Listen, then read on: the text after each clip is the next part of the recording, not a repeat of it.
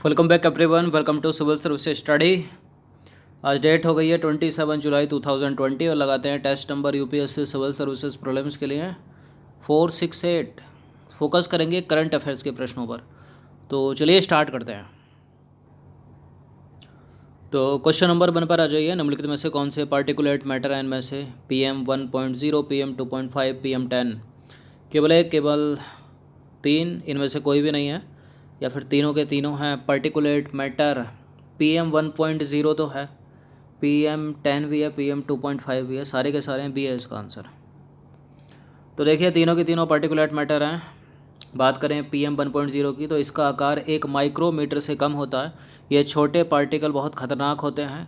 इनके कण सांस के द्वारा शरीर के अंदर पहुंचकर रक्त कणिकाओं में मिल जाते हैं। इसे पार्टिकुलेट सैंपलर से मापा जा सकता है। क्वेश्चन नंबर स्टेटमेंट नंबर 2 था, क्या है था? PM 2.5, इसका आकार जो है 2.5 माइक्रोमीटर से कम होता है और ये आकार आसानी से सांस के साथ शरीर के अंदर प्रवेश करके गले में खराश, फेफड़ों को नुकसान, जकड़न पैदा करते हैं। इन्हें ambient fine east sample PM 2.5 से मापते हैं। बात करें PM 10 की तो देखिए PM 10 जो है वो रेस्पायरेबल पार्टिकुलेट मैटर का आकार है ये, और रेस्पायरेबल पार्टिकुलेट मैटर का आकार 10 माइक्रोमीटर से कम होता है। ये भी शरीर के अंदर पहुंचकर बहुत सारी बीमारियां फैलाते हैं। PM 10 तो सबसे खतरनाक कौन से हो गए इसमें? जो सबसे छोटे हैं PM 1.0।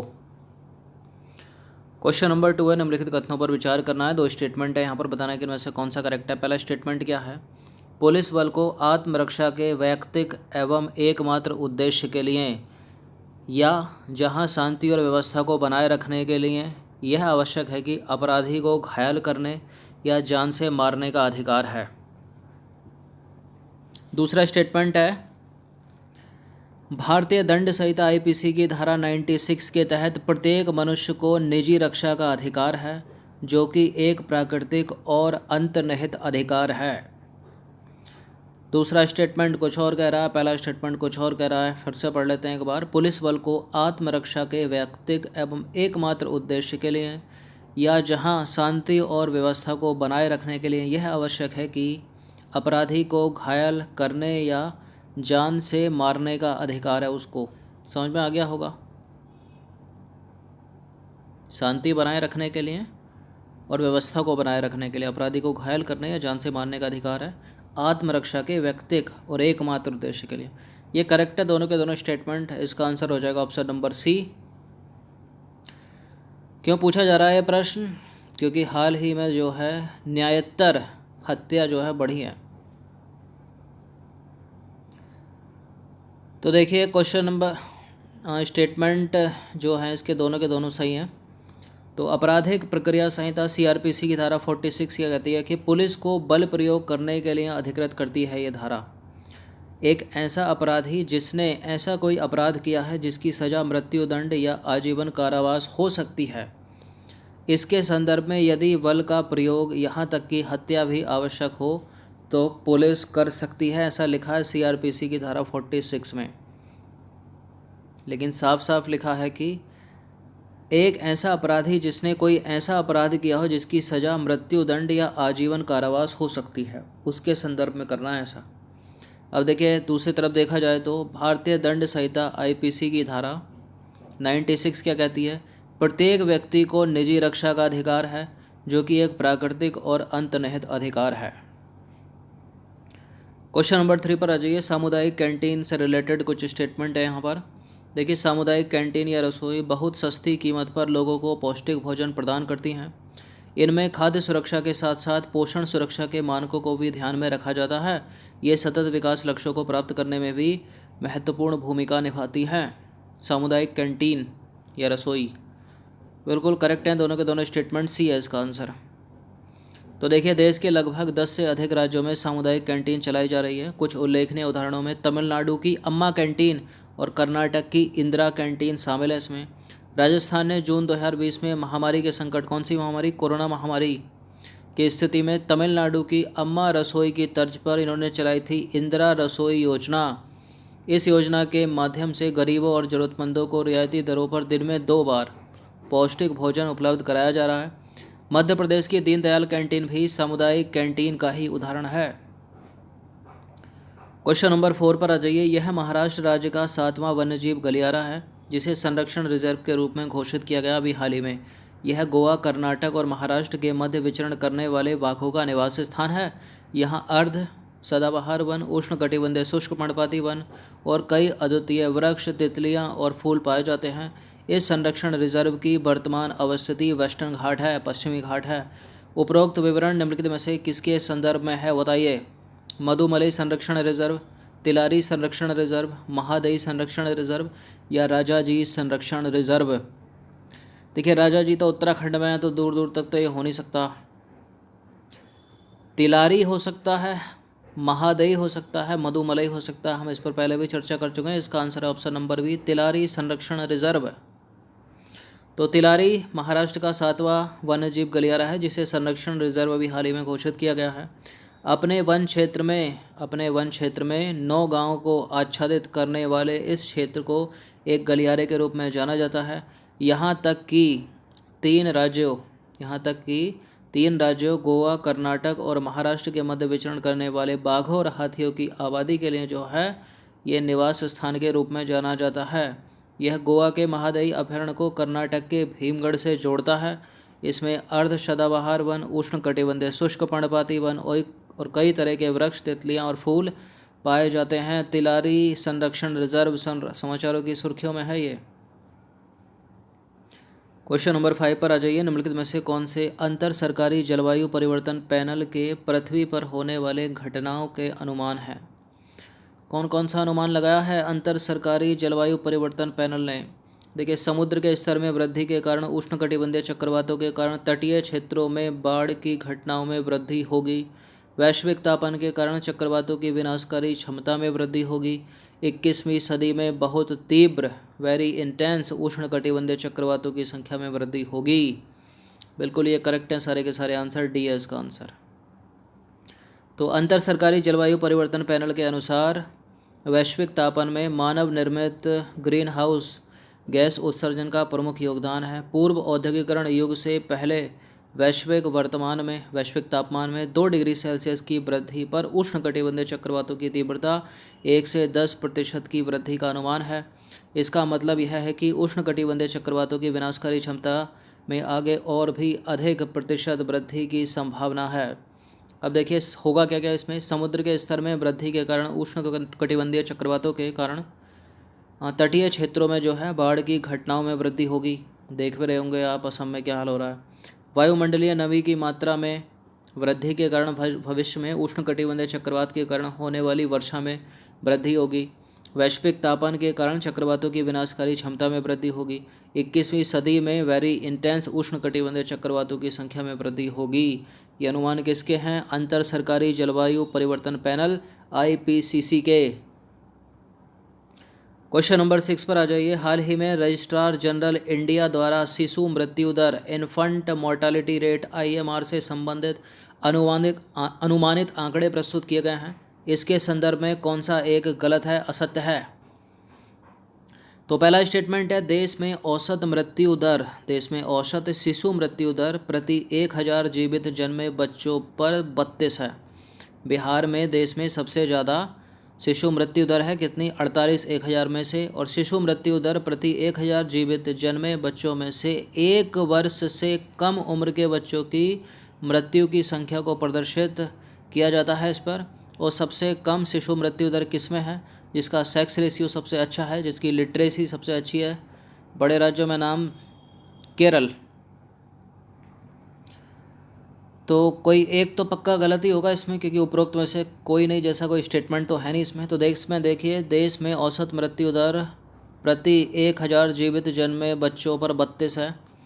बिहार में सबसे अधिक शिशु मृत्यु दर नहीं है, ये है सबसे ज़्यादा किस में है? MP में, मध्य प्रदेश में है। तो गलत है दूसरा वाला स्टेटमेंट। मध्य प्रदेश में 48 है 1000 में से।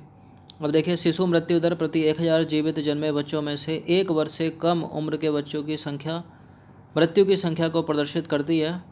और सबसे कम शिशु मृत्यु दर किसकी है? केरल की है, 7 1000 में से केवल 7।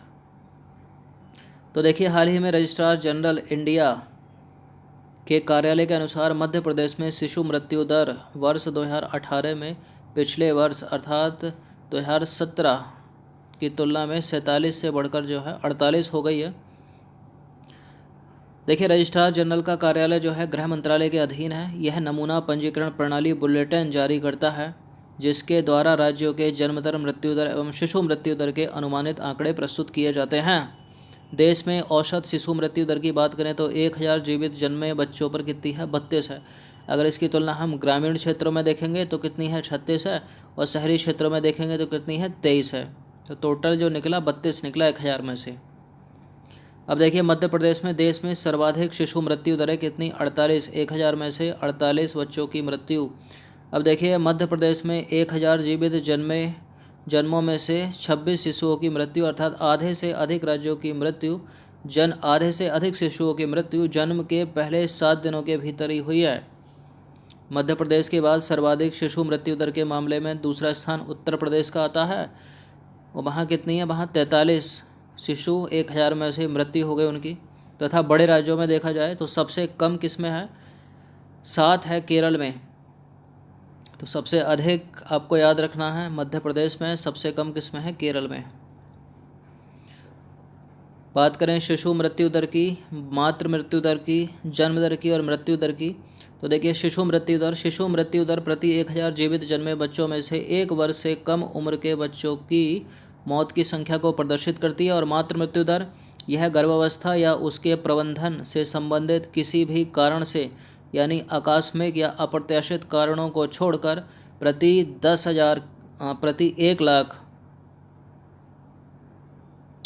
1 लाख जीवित जन्मों में से मातृ मृत्यु की वार्षिक संख्या है। बात करें जन्म दर की, तो जन्म दर से तात्पर्य प्रति वर्ष 1000 व्यक्तियों पर जीवित शिशुओं की संख्या से है। और मृत्यु दर की बात करें तो मृत्यु दर से तात्पर्य प्रति 1000 जीवित जन्मे शिशुओं में से 1 वर्ष या इससे कम उम्र के शिशुओं की कुल संख्या से है। ये इस तरह के पीसीएस में पूछ लेते हैं स्टेटमेंट। यहाँ 1000 की जगह 100 रख देगा या 10,000 से कर देगा इसको, तो ध्यान रखिएगा। इसका क्वेश्चन नंबर 7 पर आ जाइए। हाल ही में समाचारों में रहे काकरापार परमाणु ऊर्जा संयंत्र के संदर्भ में कौन सा कथन सही है? पहला स्टेटमेंट है, काकरापार गुजरात के तापी जिले के व्यारा नगर के समीप स्थित है। काकरापार में पहली इकाई की स्थापना 1992 में हुई थी। काकरापार एक दाबित भारी जल रिएक्टर है। बिल्कुल ये सारे के सारे करेक्ट हैं। काकरापार से रिलेटेड डी हो जाएगा इसका आंसर। तो हाल ही में प्रधानमंत्री मोदी ने काकरापार परमाणु ऊर्जा संयंत्र 3 के वैज्ञानिकों को बधाई दी है। उन्होंने कहा है कि यह स्वदेशी रिएक्टर मेक इन इंडिया अभियान का एक शानदार उदाहरण है, जो इसका तीसरा वो है। अब देखिए काकरापार परमाणु ऊर्जा संयंत्र भारत का एक परमाणु ऊर्जा संयंत्र है जो गुजरात के तापी जिले के व्यारा नगर के समीप स्थित है। ये दावित भारी जल रिएक्टर हैं। काकरापार की पहली इकाई की स्थापना हुई थी 1992 में, और अभी निर्मित स्वदेशी रिएक्टर काकरापार में जो है तीसरा संयंत्र है, जिसके लिए बधाई दी है प्रधानमंत्री ने। अब इसकी क्षमता कितनी है? तीसरे वाले की 700 मेगावाट है। यह रिएक्टर मेक इन इंडिया तथा आत्मनिर्भर भारत के अभियान को बढ़ावा देगा। क्वेश्चन नंबर 8 पर आ जाइए। हाल ही में समाचारों में दिखा पद क्या न्यूक्लियर ट्राइड? क्या है न्यूक्लियर ट्राइड? जो देश जमीन, हवा और पानी से परमाणु हमला करने में सक्षम होते हैं उन्हें न्यूक्लियर ट्राइड संपन्न देश कहा जाता है। या फिर जिन देशों ने परमाणु हथियार बनाना बंद कर दिया है उनको न्यूक्लियर ट्राइड देश कहा जाता है। या परमाणु परीक्षण करते हुए न्यूक्लियर अपशिष्टों का भूमिगत जल में मिलना न्यूक्लियर ट्राइड है। या फिर विगत कई वर्षों से सफल होने की चाह में लगे उन देशों को न्यूक्लियर ट्राइड कहा जाता है जिनको अभी सफलता मिली ही नहीं है न्यूक्लियर परीक्षण में, मतलब निरंतर असफल होते जा रहे हैं वो। तो ऐसा कुछ नहीं है, गलत है डी।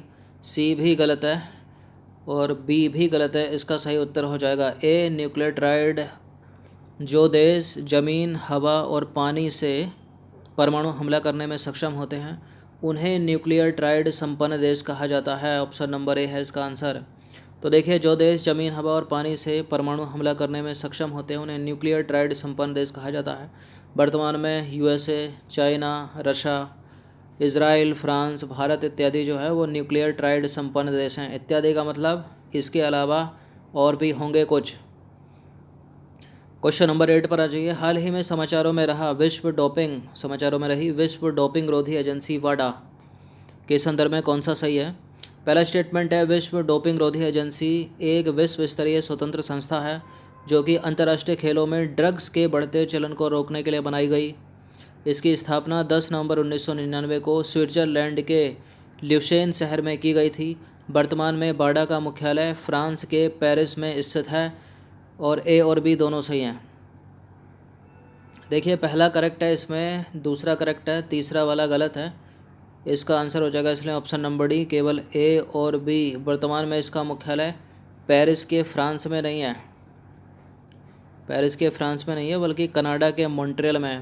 तो देखिए वर्तमान में वाडा का मुख्यालय कनाडा के मॉन्ट्रियल शहर में है और इसके अध्यक्ष वर्तमान में कौन है? पोलैंड के पूर्व धावक विटोल्ड बांका। यह जो संस्था है वाडा विश्व स्तर में वैज्ञानिक शोध, एंटी डोपिंग के विकास की क्षमता में वृद्धि और दुनिया भर में वर्ल्ड एंटी डोपिंग कोड पर अपनी निगाह रखती है। वाडा हर साल प्रतिबंधित दवाओं की सूची जारी करता है जिनके विश्व के तमाम देशों में खेलों के दौरान प्रयोग जो है वो ली जाती हैं दवाइयाँ।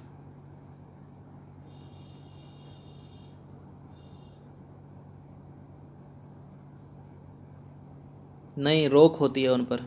वाडा हर साल प्रतिबंधित दवाइयों की सूची जारी करता है जिनके विश्व के तमाम देशों में खेलों के दौरान प्रयोग पर रोक होती है।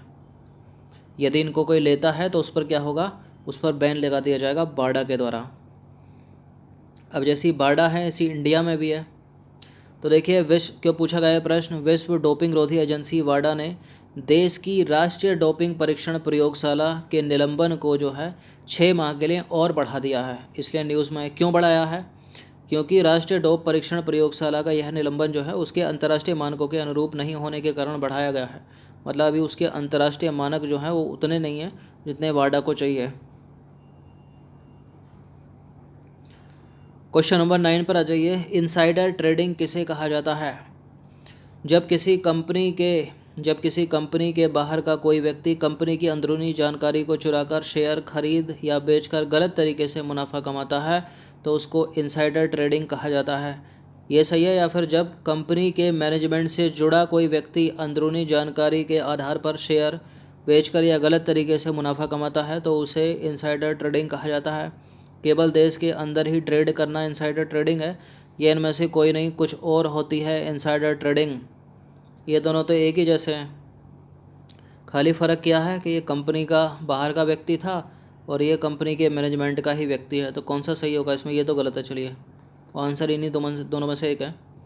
ये पहला वाला नहीं है, ये वाला सही है। दूसरा वाला कंपनी के अंदर का व्यक्ति जो है एक तरह से आस्तीन का सांप। तो देखिए जब कंपनी के मैनेजमेंट से जुड़ा कोई व्यक्ति अंदरूनी जानकारी होने के आधार पर, उसको अंदरूनी जानकारी है, कंपनी के बारे में पता है, क्या कर रहा है वो शेयर खरीद या बेचकर गलत तरीके से जो है मुनाफा कमा रहा है, तो इसे इनसाइडर ट्रेडिंग कहा जाता है। अब सेबी कानून जो है 1992 के तहत इनसाइडर ट्रेडिंग को अपराध घोषित करता है। क्वेश्चन नंबर 10 पर आ जाइए। Third generation anti tank guided missile नाम क्या है? ध्रुवास्त्र के संदर्भ में कौन सा सही है? देखिए यह देश के पुराने मिसाइल नाग हेलिना का हेलीकॉप्टर संस्करण है। इसके जरिए आसमान से सीधे दागकर दुश्मन के बंकर, बख्तरबंद गाड़ियों और टैंकों को नेस्तनाबूद किया जा सकता है। इस मिसाइल की रेंज 400 किलोमीटर से लेकर 700 किलोमीटर तक हो सकती है। ये एक नाग हेलिना का हेलीकॉप्टर संस्करण है, एक तरह से हेलीकॉप्टर वाली मिसाइल। तो क्या इसकी रेंज 400 किलोमीटर से 700 किलोमीटर हो सकती है? ये कुछ ज़्यादा ही होगी, गलत है। 4 किलोमीटर से 7 किलोमीटर है। बाकी पहला दूसरा सही है, थर्ड को करिए एलिमिनेट, 1 और 2 सही है। तो देखिए Dhruvastra third generation anti tank guided missile है और ध्रुवास्त्र देश के पुराने मिसाइल जो है नाग हेलिना का एक हेलीकॉप्टर संस्करण है। इसके जरिए आसमान से सीधे दागकर दुश्मन के बंकर उड़ाए जा सकते हैं, बख्तरबंद गाड़ियों को, टैंकों को नेस्तनाबूद किया जा सकता है। ध्रुवास्त्र मिसाइल का उड़ीसा के डायरेक्ट और टॉप अटैक मोड में सफल परीक्षण किया गया, अभी हाल ही में, इसलिए न्यूज़ में है ये। इस मिसाइल की रेंज 4 किलोमीटर से लेकर 7 किलोमीटर तक हो सकती है, अतः तीसरा वाला स्टेटमेंट गलत है, 400-700 नहीं। कुछ इस तरह से दिखती है ये, 3 से 4 किलोमीटर मारक क्षमता है इसकी। 400-700 तो बहुत हो गया, हेलीकॉप्टर के बराबर। मतलब यहाँ से गोवा जाना हो लगभग 1000-2000।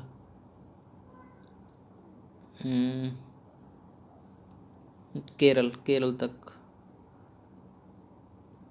तो 10 प्रश्न थे, अच्छे से इसका रिवीजन करना। धन्यवाद।